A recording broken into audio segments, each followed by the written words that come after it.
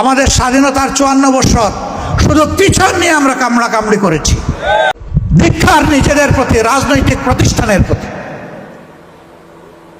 রাজনীতি হচ্ছে দেশের সমাজের মগজ। এই মগজ যখন পরিচ্ছন্ন থাকে, ঠিক থাকে, শক্তিশালী থাকে, এই মগজ যখন মেধাবী হয়, জাতি তখন উপকৃত হয়। আর যেই মগজের মধ্যে সর্বক্ষণ প্রতিশোধ, প্রতিহিংসা, নোংরামি গুড় গুড় করতে থাকে, এই মগজ দিয়ে জাতির কোনো খেদমত করা সম্ভব নয়।